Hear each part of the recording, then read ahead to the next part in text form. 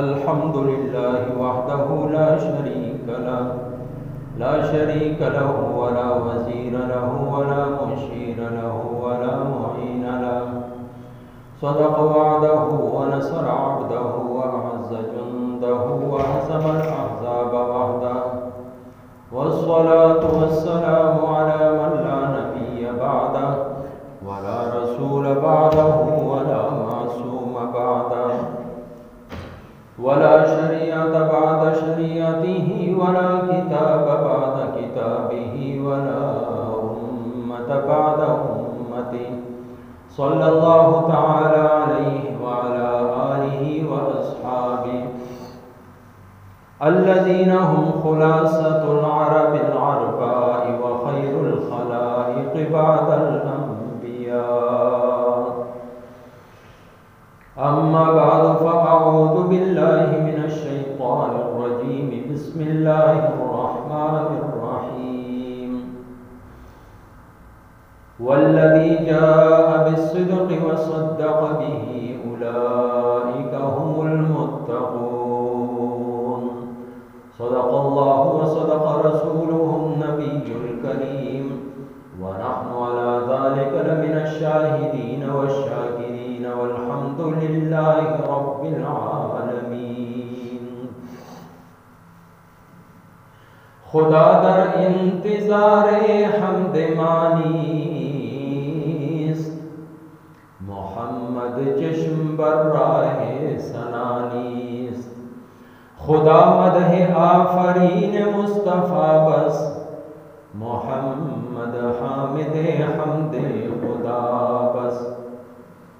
मुनाजाते अगर बायत बयां करद, बबेते हम क़नाअत में तमा करद। मोहम्मद अस्त में ख्वाहम खुदा रा, खुदाया अस्त इश्क़े मुस्तफ़ा रा। हर दम अस्मा सद दरूद व सद सलाम, बर रसूलो आलो अस्हाबश तमाम। दरूद शरीफ अल्लाहुम्मा सल्लि अला मुहम्मद व अला आलि मुहम्मद कमा सल्लैता अला इब्राहीम व अला आलि इब्राहीम इन्नका हमीदुम मजीद। अल्लाहुम्मा बारिक अला मुहम्मद व अला आलि मुहम्मद कमा बारकता अला इब्राहीम व अला आलि इब्राहीम इन्नका हमीदुम मजीद। जुमाद-ए-सानिया इस्लामी काल आगा म्याश्त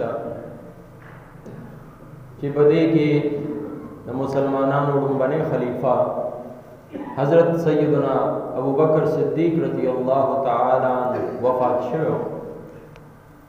दाग़ी सीरत हवाले सरा गुफ्तगू जारी बा।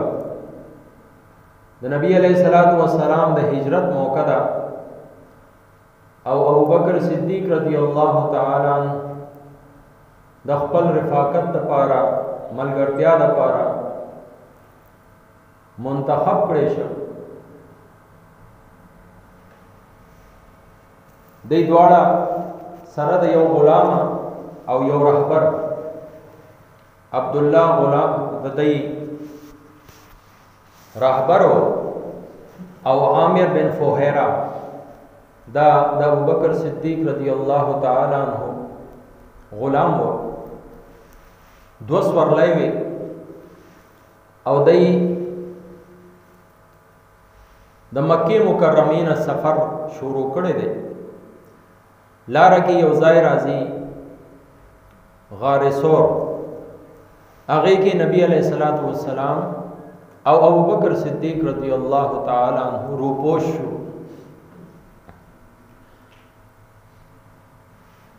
द्री रज़े और द्रीश पे दा द्वाड़ा हजरात पदे गार क्यों। हज़रत अबू बकर सिद्दीक़ रज़ियल्लाहु ताला द गार सफाई उकड़ा और अगे की सुमरा सुड़े वे अगर ठोले बंद कड़े ब्या पकी دو ځای پاتې شو. هغې ته ابوبکر صدیق رضی الله تعالی عنہ د خپلو دواړو خپو پوندې کېښودې او هغې نه بعد نبی علیه الصلاۃ والسلام ته عرض وکړ چې یا رسول الله اوس تاسو دننه راشئ. ابوبکر صدیق رضی الله تعالی عنہ او نبی علیہ الصلوۃ والسلام په دغه غار کې دي. عامر بن فوهیرا او عبد الله دی بهر با خپل دواړو سورلوي چې دوه خان هغه به سرول او د حضرت ابوبکر صدیق رضی الله تعالی عنہ لور مبارک حضرت اسماء رضی اللہ تعالی عنہا اغیبا خوراک کا اختیار کر او د کور نه به راوړو.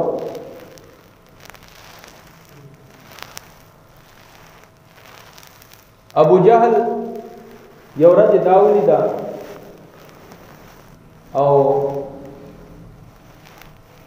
وړه ماشومه ده او د هغې مخ باندې یو دوه پړکه یې ورکړ او د ابوبکر صدیق باره کې تپوس هم وکړ.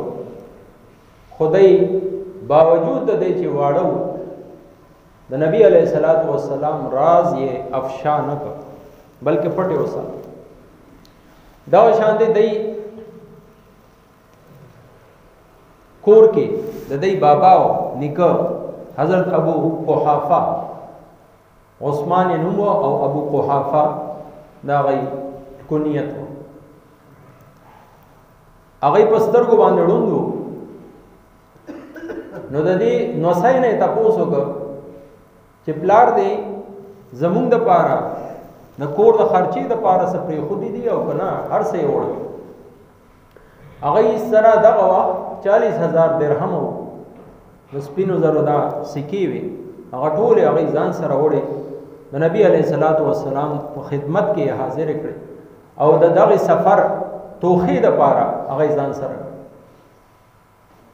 نو چونکه دای پسترګو باندې خو کته نشو نو وسای داسې یو تدبیر وکړ چې داسې واړه واړه کانی راجمع کړي یو ګټ کې او دا هغه د پاسه کپڑا واچول او نکای بوتل او هغه ته وی چې دی باندې لاس وای او عرض یې وکړ چې بابا نو زمونږ د پاره ډیر سپری خو یعنی خبره دا څه وکړه چې نه دروغ او نه د ابوبکر صدیق هغه راز یې کلاو کو او ورسره د خپل نکه تسلی هم وکړه.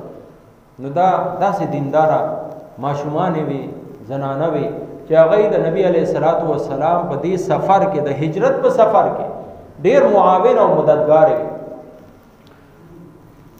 قریشو اعلان وکړ چې چا ابوبکر صدیق او نبی علیہ الصلوۃ والسلام دې ژوندۍ گرفتار کړ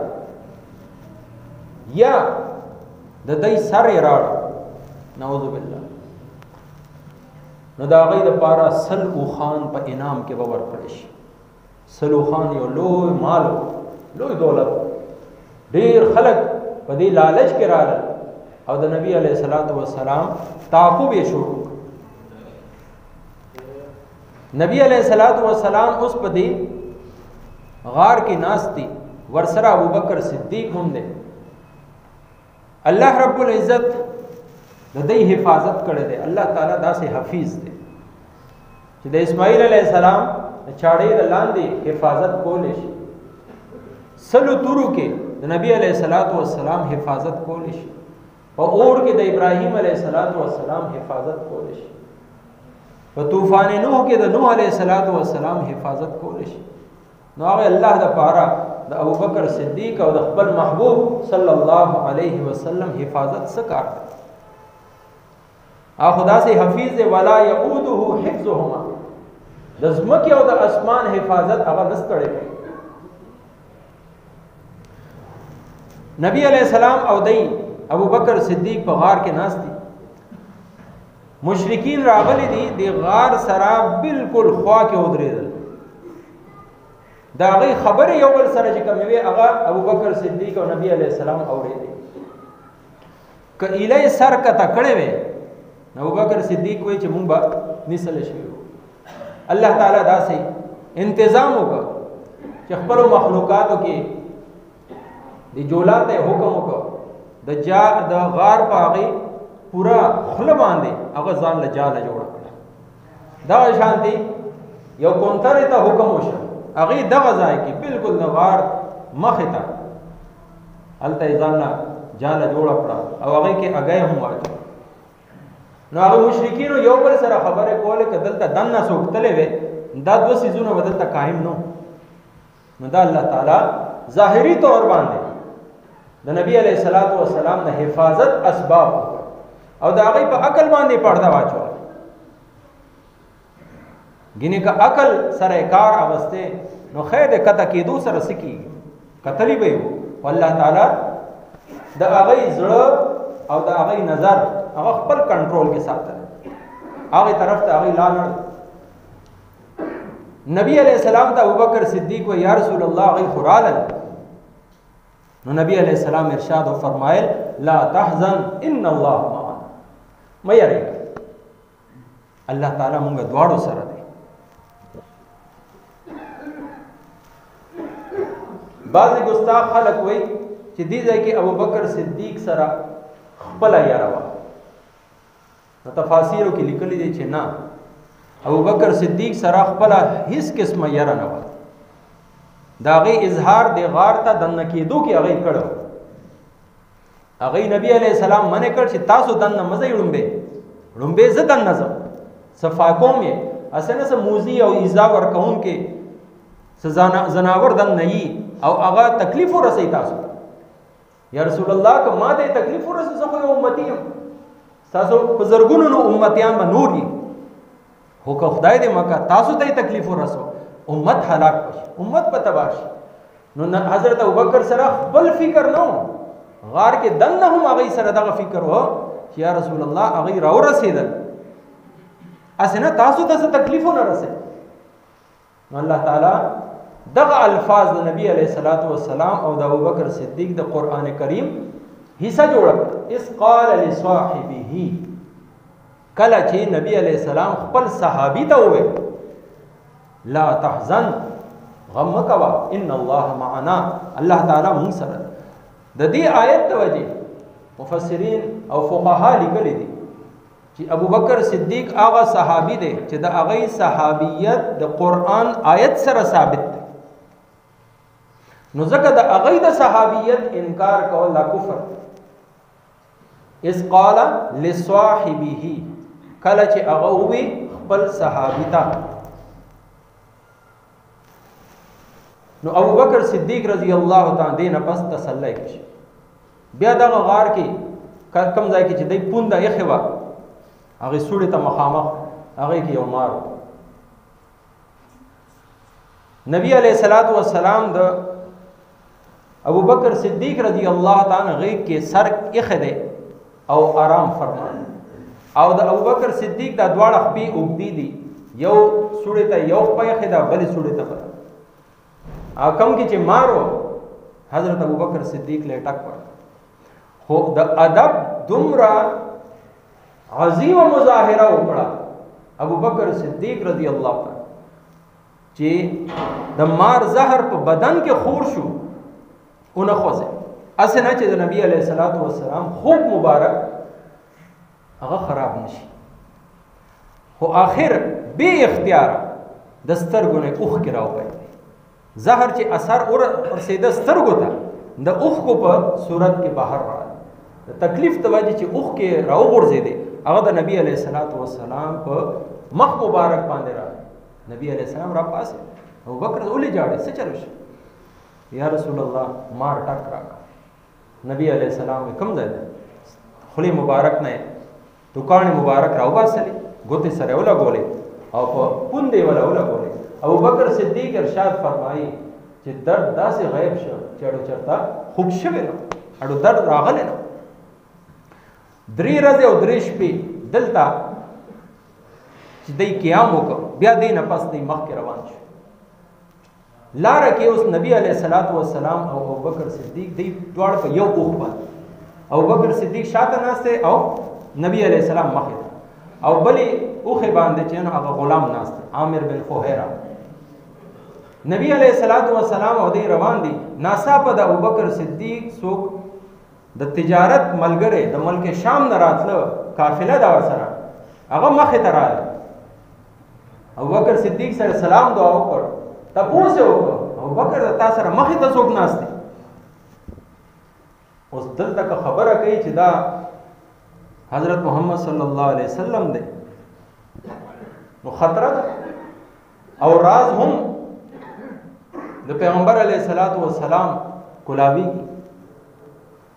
نبی علیہ الصلوۃ والسلام بارک هغه یو وړه عمده جمله وکړه رجل یهدی السبیل دا سړی ماته لار ښیي. دا کس چې ما مخې ته کېنولی دی دی ماته لار ښیي.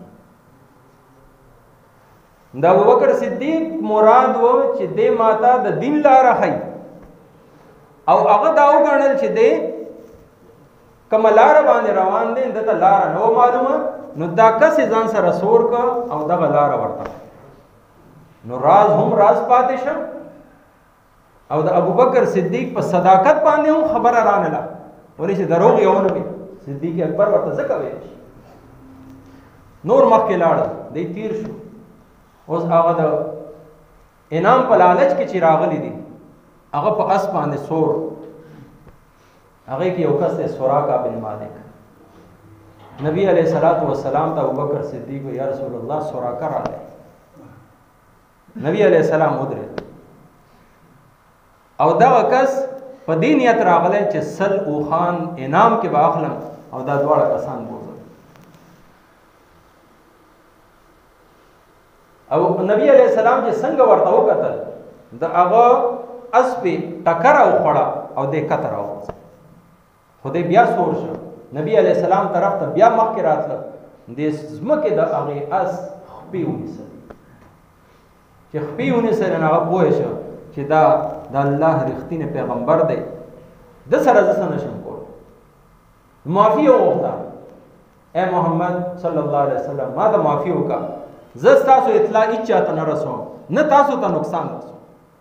نبی علیہ السلام خو رحم دی ځمکې ته یې حکم وکړه چې دی پرېږده چې هغه پرېښوده ځمکې پرېښوده دی بیا نبی علیہ الصلوۃ والسلام طرف ته لالچ ډېر لوی شی د سل اوښان معمولي خو رقم نه معمولی مال نه. هغه دوباره اراده وکړه خو یو قدم هم مخکې به نه راغلی چې ځمکې بیا ونیسه او دومره حده پورې کته لاړه هغه اسپه چې دا سراقه بن مالک په چغو شو او نبی علیہ السلام ته ویل چې بس زما توبه ده بیا زه داسې اراده نه کوم. بیا نبی علیہ الصلوۃ والسلام ځمکې ته حکم وکړ چې دی پرېږده پرېښوده. بیا سراقه بن مالک هغه ورته یو گزارش وکړه چې یا رسول الله زما دپاره امن ولیکئ د امن معاهده ولیکئ. ابوبکر صدیق رضی الله تعالی عنہ غلام ته وویل نبی علیہ الصلوۃ والسلام چې څنګه وی هغه شانتي ولیکه ولې چې دته معلومه شوه چې دا پیغمبر دی برحق دی او دی به سموده پس د دې ټولې علاقې بادشاهي نو د هغه وخت دپاره ماله د امن معاهده راکړه چې هغه وخت بیا ما ته څه ونه ویلی شي ولې چې ما خو ډېر لوی ګستاخي وکړه. نبی علیہ السلام ولا ولیکل. بیا نبی علیہ السلام ولا یو زیره ورکړه اے سراقه ستا به څه حال وي په هغه وخت چې د کسرا د ایران د بادشاه د لاسو کړۍ ستا لاسو کې وي. ایران هغه وخت یو سپر پاور کسرا چې به ورته ویل شي. دغه پیشنګویي د نبی علیہ الصلوۃ والسلام د حضرت عمر په دور کې یعنی د نبی علیہ السلام وفات نه څو کاله بعد پوره شوه. د کسرا کله چې ایران سره جنگ وشه او ایران فتح شه د کسرا بادشاه د دواړو لاسو د سرو زرو کړۍ وي هغه د حضرت عمر په دربار کې پیش وي. دغه وخت کې حضرت عمر کسرا ته سراقه بن مالک ته وایي سراقه راشه لاس مخکې کړه د لاس داسې کړ دا دواړه کړۍ هغه ته واچوه. دا هغه د نبی علیہ الصلوۃ والسلام پیشنګویي وه چې پوره شوه. دغه هجرت سفر کې حضرت ابوبکر صدیق ورسره دی. نور هم ډېر واقعات راغلي دي ان شاء الله آینده جمعو نشستونو کې به د هغې بیان کیږي. الله تعالی دې ماله تاسو له او ټولو مؤمنانو له نبي علیه السلام اتباع نصیب کړي.